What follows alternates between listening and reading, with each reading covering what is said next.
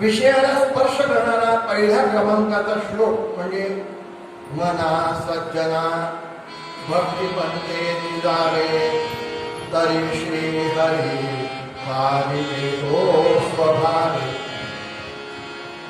मनाला समर्थ उपदेश करतायत. का उपदेश करतायत याचा आपण चिंतन करण्याचा प्रयत्न करतो. मी इथे कोणी कीर्तनकार आहे किंवा प्रवचनकार आहे आणि तुमच्या पुढे काहीतरी मला मांडायचं ज्ञान संपादन करायचं असा कुठलाही उद्देश नाही. समर्थांच्या कृपेने समर्थ सद्गुरूंच्या कृपेने आलेली सेवा घडावी आणि अखंडता राहावी ही त्यांचीच कृपा म्हणून ही सगळी योजना आहे असं मला वाटतं. मग मनाला सज्जन म्हटलं, खरंच मन सज्जन आहे का असा प्रश्न निर्माण झाला. आपण बघतो वेगवेगळे त्याचे पैलू जे आहेत. कसं होतं, एखाद्या आपल्याच मोहल्ल्यामध्ये, आपल्या चाळीमध्ये एखादं लेकरू आपल्यासमोर मोठं होतं. आपल्या देशात अगदी प्रगाढ संबंध असतात, पण कालांतरानं ते बिघडतं. आता ते बिघडलेले, ते जे लेकरू बिघडलेलं असतं त्याचे आपले संबंध कसे असतात, लहानपणी आपलं त्याच्यावरती नियंत्रण असतं. पुढे काय होतं त्याचा मार्ग एक वेगळा ठरतो. काळाची गती. मग त्याला जर आपण एखादं काम सांगितलं, त्या माझं एक काम कर, तो म्हणतो करतो म्हणा. कितीही असामाजिक तत्व असलं तरी तो मोहल्ल्यातला अशा शेजारी पाजारी धर्म जो आहे तो पाळतो. त्याला जर बाबा बेटा करून सांगितलं की माझं एवढं काम करतो. पण उद्या जर आपण जर प्रयत्न केला त्याला खूप समजवण्याचा, बोलवण्याचा, त्याला जर समजवण्याचा, तत्वज्ञान सांगण्याचा, तर तो म्हणतोय तुमचं तत्वज्ञान तुम्ही आपल्याजवळ ठेवा, तुम्ही या भानगडीत बघतो का मी आता मार्ग बदलेतो. जय जय रघुवीर. बघा तो आपल्या नियंत्रणामध्येच असतो. मग आपण काय करायला पाहिजे, आपल्याला जे आपलं साधून घ्यायचंय तेवढं करून घ्यायला पाहिजे. त्याला बळण ठेवून आपलं काम कर, माझं काम कर, जयराम तू जाणे तुझं काम. तसं मन आहे, तू जाणे तुझं काम जाणे, मला फक्त एवढं करून दे. काय मना सज्जना भक्ती मनमे निराग. म्हणून आपण जर विचार करू की मनावर नियंत्रण करणं, मनोनिग्रह करणं, तर विसरून जा, कठीण. म्हणून मनाला वळवलंय. पाण्याचा रोधा वाहत असताना तुम्ही जर विचार केला की आम्ही त्याला रोखून धरू, फार अवघड. एखाद्या वेळा लाईनचं मेंटेनन्स चालतो, त्यावेळी ती लाईन तुटते. दुसऱ्या दिवशी वर्तमानपत्रामध्ये फोटो असतात, इतना लिटर पाणी, टन पाणी जो बहा म्हणजे त्यांनी काय चिंध्या म्हणणार की काय करावं, फुटली पाहिजे. मग त्याला फक्त एकच उपाय, ते जे पाणी साचतंय किंवा वाहतंय त्याला जर मार्ग दिला आणि पुन्हा कुठेतरी जबाबदार जर ओढून दिला किंवा एखादी विहीर असते सोडून दिलं, तर ते पाणी तुमचं तुमच्या कामात येईल. ते दुरुपयोग होणार नाही त्याचा. तद्वत मनाला तुम्ही रोखू शकत नाही. हे मी नाही म्हणत. आपण काल पाहिलं, अचपळ मन माझे नावरे आवरिता, तुझ विण शिण हो धावरे धावा. अचपळ म्हणजे अतिचपळ. समर्थ म्हणे अतिचपळ मन माझे आवरे नावरे आवरिता. हे तर धावतच. त्याचा धर्मच आहे, म्हणजे मनाचा मनोधर्म आहे. जय जय रघुवीर. मनाचा मनोधर्म काय आहे की पळणं, धावणं. कठीण आहे त्याला. धावतोच ते ना, मग मी सांगतो त्या मार्गावर धाव. कोणत्या भक्तिपंथे जावे, कोण म्हणाले. आणि ह्याचा अल्टिमेट गोल काय, तू पळशील, जाशील कुठे, भगवंताकडे.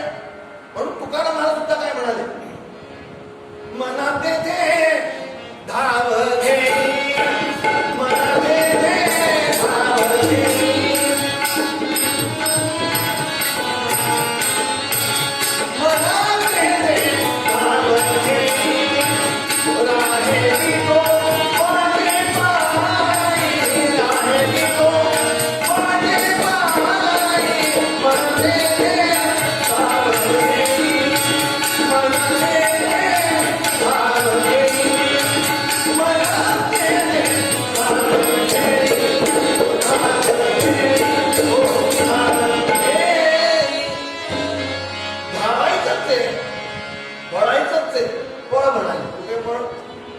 मन तेथे धाव घेई, राहे विठोबाने पाहि. कोण म्हणाले जायचंय मग धावायचं ना तिथे जा, भगवंताच्या चरण कमलाशी जा. म्हणून मनाचा निग्रह करणं फार अवघड आहे, मनाला विजय प्राप्त करणं फार अवघड आहे. भले भले फसले ते म्हणाले आम्ही मनावर विजय प्राप्त करतो. वेदांनी तर असं वर्णन केलंय, तुम्हाला आश्चर्य वाटेल.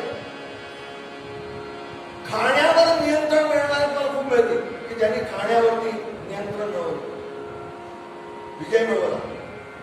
खाण्यावर विजय मिळवला म्हणजे खातच नाही काही. पाण्यावर सुद्धा मिळवला, काही पियत नाही वर्षो. आणखी सांगू, प्राणावर विजय मिळवला. प्राण, अपान, ज्ञान, उदान, समान या प्राणांवरती सुद्धा विजय मिळवला. पण मनावर मिळवला फार अवघड. जय जय रघुवीर.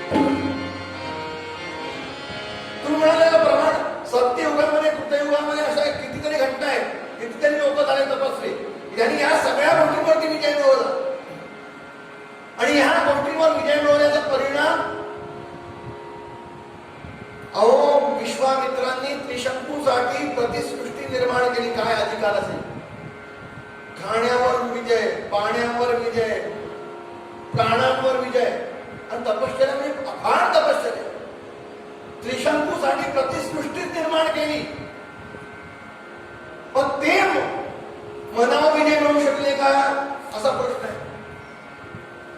नाही. मध्ये मत्सरे सांडिली स्वार्थ बुद्धी, प्रापंचिक नाही दया ते उपाधी. समर्थांनी वर्णन केलंय, एवढं सगळं मिळवलं, एवढ्या गोष्टींवर नियंत्रण मिळवलं, पण मत्सर, द्वेष, ईर्ष्या धरली. कुणाप्रती? प्रसंग आपण ऐकलेला आहे, वसिष्ठांच्या प्रती.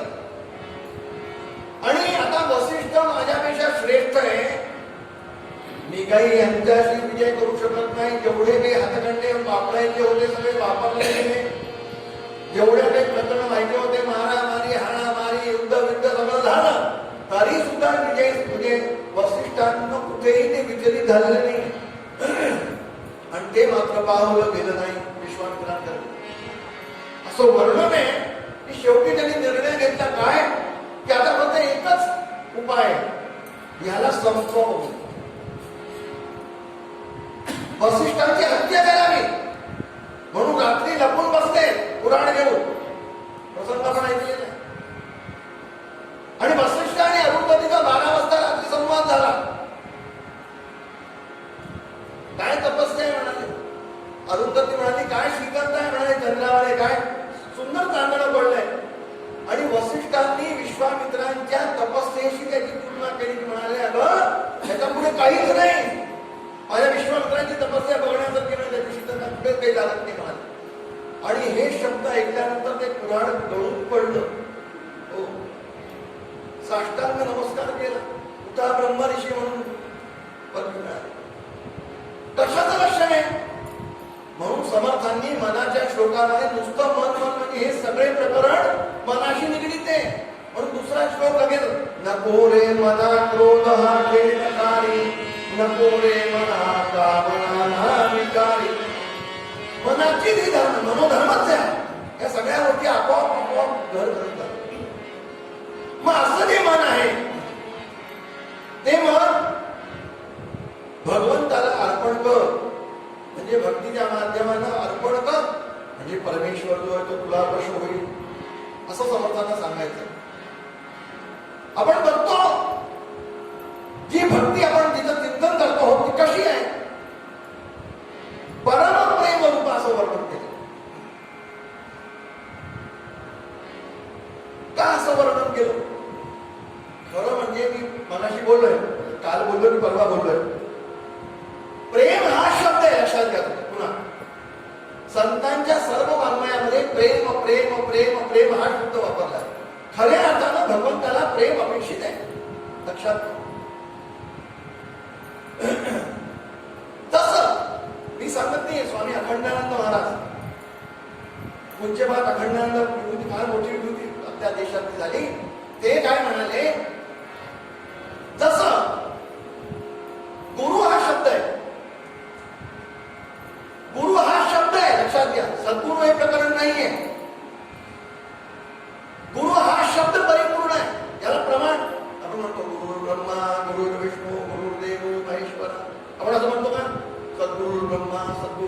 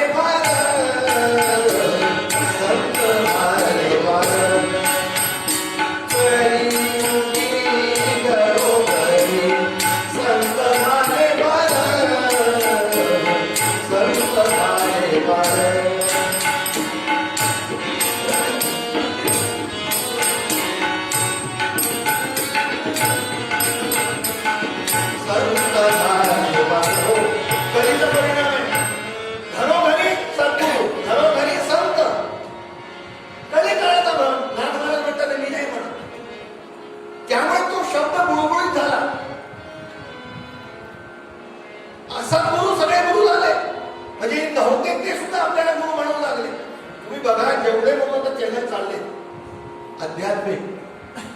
आपण प्रामाणिकपणे कीर्तनकार आहोत, आपण प्रामाणिकपणे वक्ता आहोत, प्रामाणिकपणे आपण एक प्रवचनकार आहोत, भागवतकार आहोत, इथपर्यंत ठीक आहे. सगळेजण सकाळी संत श्री 1000 श्री श्री श्री 1008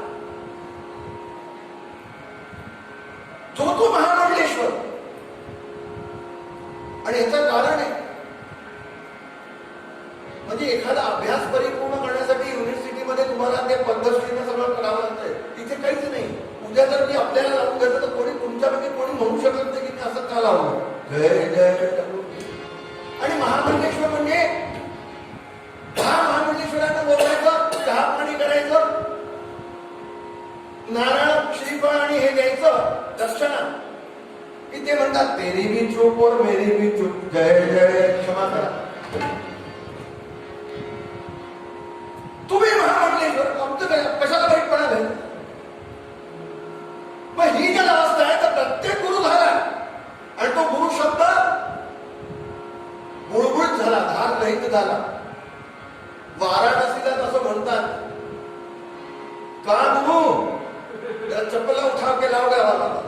हो, त्यांचं वाक शब्दच आहे, पालुपदच आहे, कोणाने ते गुरुच म्हणतात. का गुरु जसं हा गुरु सद्गुरु शब्द काही कारण नाहीये, पण गुरु शब्द गुळगुळीत झाला म्हणून सद्गुरु आला.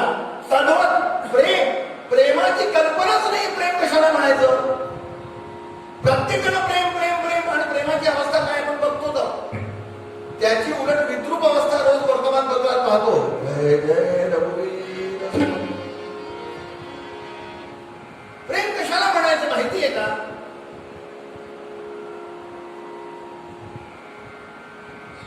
प्रेमी आणि प्रियतम,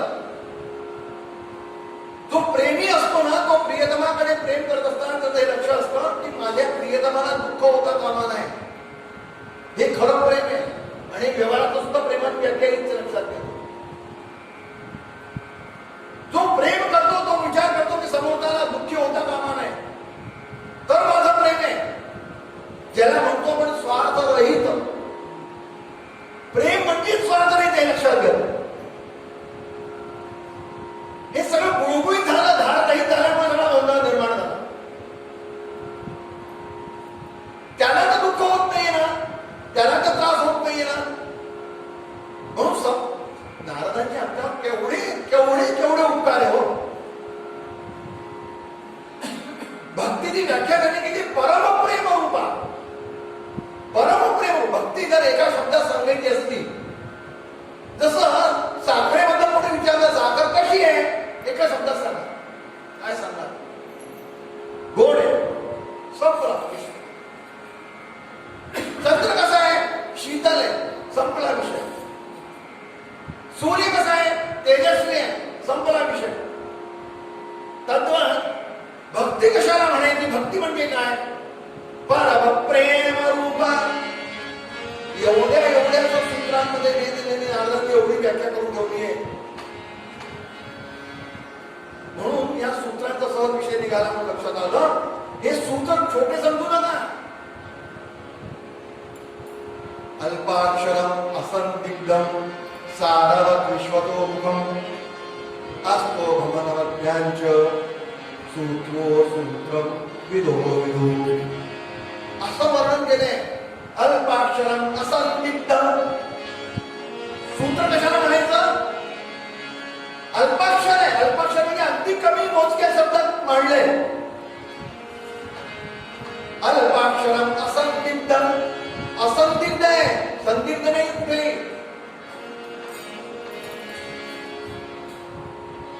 म्हणजे ते मांडले ना त्याच्यात काना मात्रा किंचित सुद्धा तुम्ही बदल करू शकत नाही. कालातीत ते कालातीत, देश कालातीत. सारवत, मोठं तत्वज्ञान मांडण्याचं सार. म्हणजे कसं ऊस आपण घेतला आणि सार काय असतं त्याचं. साखरची खातं ती काय लोक म्हणतात त्याचा रस बनतो, त्या रसाची साखर. आपण धरून त्याला साखर करणे म्हणजे काय, ऊसाचं सगळं विश्व त्याच्यामध्ये आलं. मग सार कशाला म्हणायचं. सारवत विश्व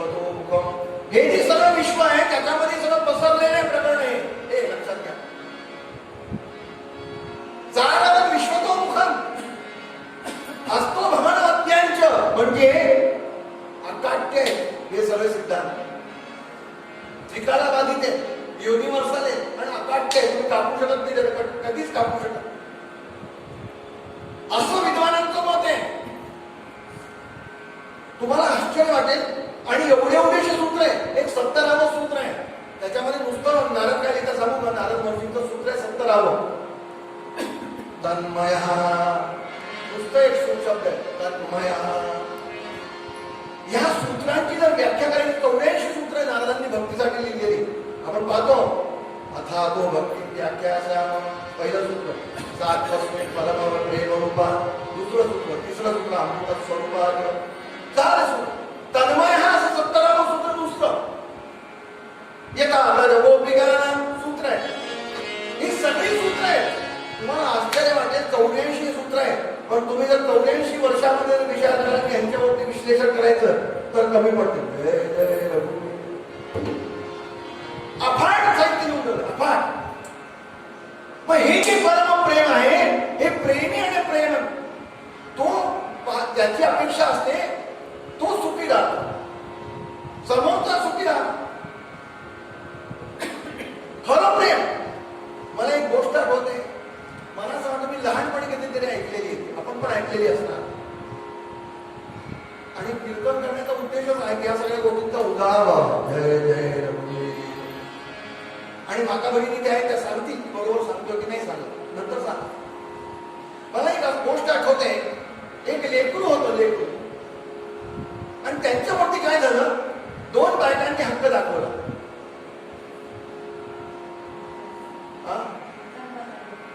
त्या म्हणाल्या की नाही मी हिची आई आहे. दुसरी म्हणाली मी ह्याची आई आहे, जन्मदाते. दोघी जण. दोघांचं प्रेम मी त्याची आहे. आणि आता प्रश्न निर्माण झाला की सिद्ध कसं करायचं. त्यावेळेस काही डीएनए हे प्रकरण नव्हते त्यावेळेस. मग सिद्ध कसं करायचं की याची आई खरी कोण. म्हणून राजाकडे ते प्रकरण गेलं. काय म्हणते तुमचं दोघींचं. त्यांनी सांगितलं मी ह्याची आई आहे, जन्मदात्री आहे. दुसरी म्हणाली मी ह्याची जन्मदात्री आहे. असं राजाने निर्णय दिला. ठीक आहे, जर असं असेल तर ह्याचा एकच उपाय. यांना याचे 2 तुकडे करा. अर्धा तुकडा हिला द्या आणि अर्धा तुकडा तिला द्या. असं म्हटल्यानंतर जी खरी जन्मदात्री आई होती ती म्हणजे नको, हिला द्या म्हणाले. हिला द्या म्हणाले. का माझं लेकरू ज्याच्यावर मी अकाट्य प्रेम केलं ते सुखी राहायला पाहिजे.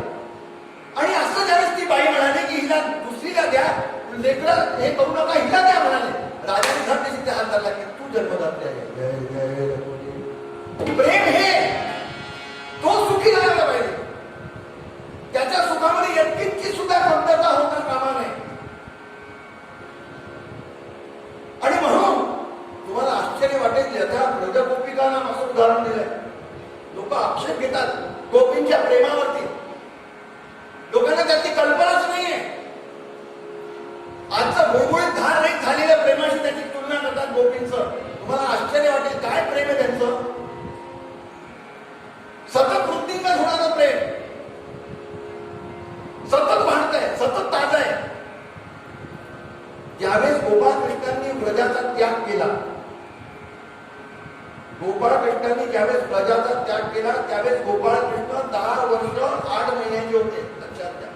सांगताना सुद्धा रोमांचित होतं, शाळा येतो. त्यापूर्वी सगळ्या गोपाळांच्या भगवंताच्या सगळ्या लीला गोपींबरोबर झालेल्या आहेत. रासक्रीडा असो, खेळणं असो, माखन चोरी असो, अमुक असो तमुक असो. 10 वर्ष 8 महिन्याचे गोपाळकृष्ण ज्यावेळेस व्रजातनं त्यांनी निरोप घेतला, आखून स्वतः सोडायला निघाले भगवंताला. विचार करा. तो रथ निघाला आणि गोपींनी अडवलं, कृष्णा जाऊ नको रे. भगवान गोपींशी बोलले सुद्धा नाही येतो. भगवंतानी अक्रूराला सांगितलं, अक्रूरा त्यांना सांग मला गेलं पाहिजे, मला अडवू नका. मी या नक्की आहे. हा शब्द मी नक्की आहे. केव्हा येईन, कसं येईन, काही नाही. मी नक्की आहे. मला आता गेलं पाहिजे, अडवू नका, मला जाऊ द्या. अक्रूराला भगवान सांगताय. स्वतः प्रत्यक्षात गोपींशी बोलले सुद्धा नाही.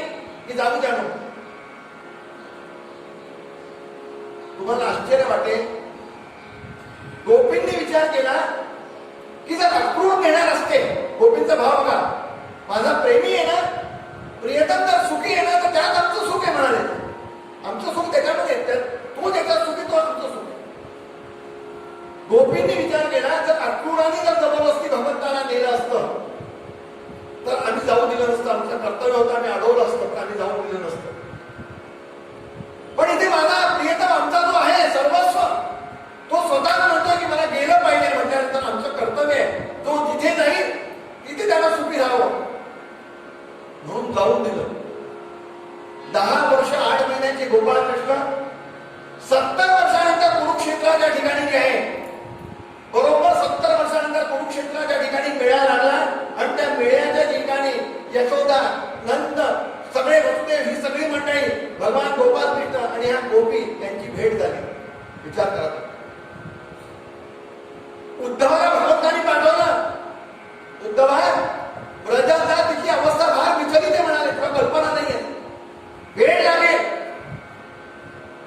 तुम्हाला आश्चर्य वाटेल, उद्धव ज्यावेळेस व्रजामध्ये आले, वृंदावनामध्ये आले, तर त्यांनी पाहिलं की जे 70 वर्षापूर्वी त्यांनी व्रज पाहिलं होतं, वृंदावन पाहिलं होतं, तसंच ते वृंदावन होतं.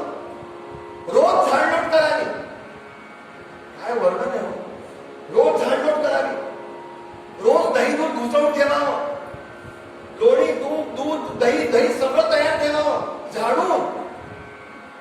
का? माझा गोपाळ कृष्ण मला सांगून गेलेला आहे की मी कधीतरी येईल.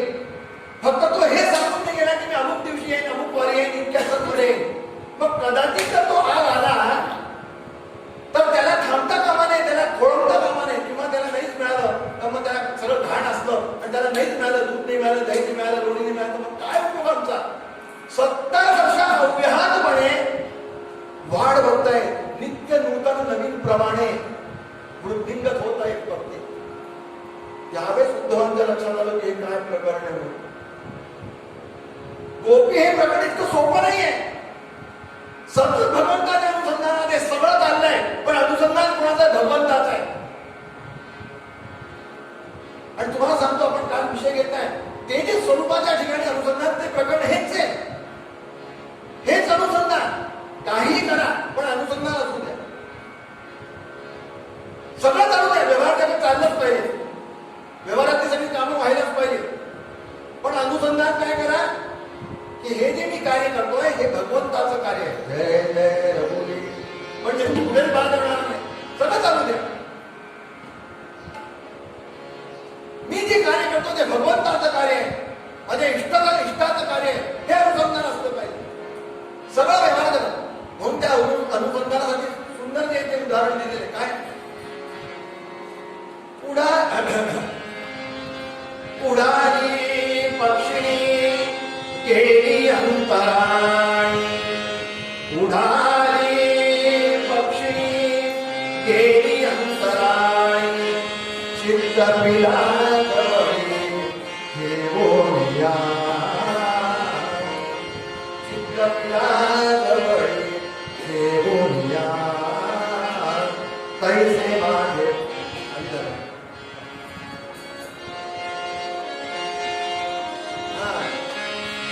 पुढारी पक्षिणी गेली अंतराळी. अनुसंधान, पुढारी पक्षिणी गेली अंतराळी, चित्त पिला जवळी घेऊया, चित्त पिला जवळी घेऊया, तैसे माझे मन राहू दे ईश्वरी, तैसे माझे मन राहू दे ईश्वरी.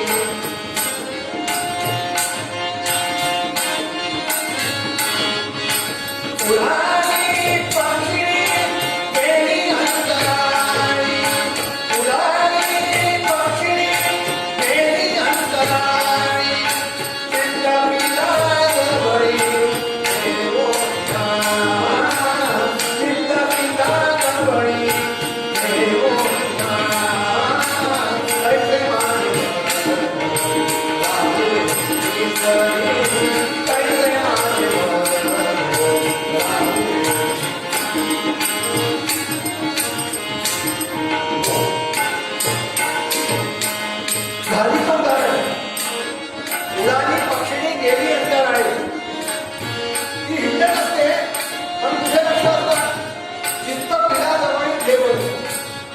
दाना पिण्याच्या अनुसंधानामध्ये सगळे कामं तिची कल्पना झाली. दुसरं उदाहरण, देऊजले बली वासवते घरी, देऊजले बली वासवते घरी, चित्त वत्सवरी देवोनिया, चित्त वत्सवरी देवोनिया, कैसे राहुले शिवरी, कैसे राहुले शिवरी, कैसे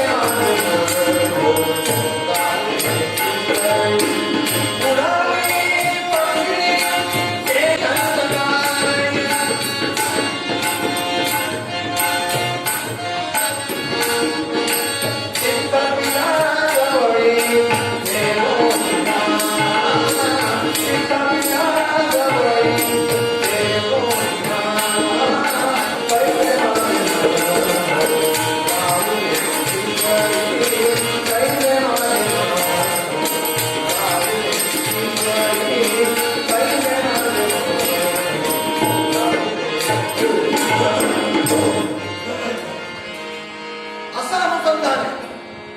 गाडीचं उदाहरण आहे, धेनूचं उदाहरण आहे. नाथ महाराजांनी तर ते घागरीचं उदाहरण दिलंय की माता भगिनी पाणी आणायला जायच्या आणि त्या घागरी एकावर एक डोईवर डोई ठेवून जायच्या, पण अनुसंधान असायचं. त्यामुळे कधी पडत नाही, कधी फुटत नाही. मग असं जे अनुसंधान आहे हे प्रेमाचं लक्षण आहे, परमप्रेमाचं लक्षण आहे. आपल्या भाषेत सांगायचं. तुम्हाला एक गंमत सांगतो.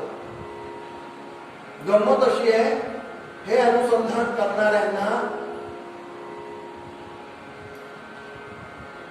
करी श्री हरी मिळतो, पण हे अनुसंधान ज्यांनी शत्रुवत केलं भगवंतावर त्यांना सुद्धा तो करी श्री हरी पावी देतो सुवर्ण. म्हणून अनुसंधान त्याचा प्राण आहे. परमप्रेमाचं महत्वाचं लक्षण अनुसंधान आहे. तुम्ही कुठल्या भूमिकेत अनुसंधान करताय त्याचं महत्व भगवंताला नाहीये. तुम्ही चांगल्या भावनेने करताय की दुष्ट भावनेने करताय की मारायच्या भावनेने करताय, हा भागच नाहीये. तुम्ही म्हणाले प्रमाण जेवढे म्हणून दुष्ट आहेत, आपण ज्यांना राक्षस म्हणतो, दुष्ट म्हणतो, एकही बाण प्राण हरिना गोस्वामी वर्णन आहे. दीन जानके निज पदवीना, भगवंताने बाण मारलं, आपण म्हणतो वध केला. हे दीन जानके निज पदवीना, आपल्या स्वतःमध्ये ते विलीन करून घेतलं भगवंता. का? अनुसंधान. कंसाचं अनुसंधान. कंसाला मारलाय का? व्यवहाराच्या भाषेत आपण म्हणतो कंसाचा वध केला, आपण व्यवहाराच्या भाषेत म्हणतो रावणाचा वध केला. ही व्यवहाराची भाषा आहे. पण अनुसंधान एवढं आहे, कंसाला आठवा एक सारखी बैठणी आहे. त्याचा परिणाम काय झाला? म्हणून एक शायराने फार सुंदर कल्पना केली. काय म्हणाला? एवढं सांगतो, वेळ झाली, पूर्ण घेतो. तो म्हणाला, तेरी रहमत ने दिया. बघा काय सुंदर, तेरी रहमत ने दिया जब गुनहगारों का साथ, तो चीख उठे तमाम बेगुनाह कि अरे हम भी गुनहगार हैं. जय जय. म्हणजे तू बेगुनाह जे गुन्हेगार लोक आहे, रावण आहे, कुंभकर्ण आहे, अमुक आहे, तमुक आहे, मोठमोठ्या लोकांना जर तू त्यांच्यावर कृपा करतो, तर माझे चांगले लोक होते त्यांनी विचार केला ह्या रांगेमध्ये उभे राहण्यापेक्षा त्याच रांगेत उभे राहा. जय जय. तू त्यांना कृपा करतो ना. कृपा काय करतो? त्यांचं सुद्धा अनुसंधान एक सारखं ध्यास आहे. बस कृष्ण कृष्ण कृष्ण कृष्ण कृष्ण. भगवान म्हणाले तू माझं अनुसंधान केले, आणि जे अनुसंधान करतात ते काय होतं? परमप्रेम रूपा. परमप्रेमाचं लक्षण आहे अनुसंधान. आणि मग परमप्रेम ज्यानं केलं त्याला भगवंताला काय करावं लागेल? प्राप्त व्हावं लागेल. म्हणून भगवान प्राप्त झाले आणि तेच मूळ पदामध्ये समर्थ प्राप्त झाले. काय? बा म्हणा सज्जना, असं जर केलंस तर भगवंताची प्राप्ती होईल. म्हणून तुला सांगतो, मना सज्जना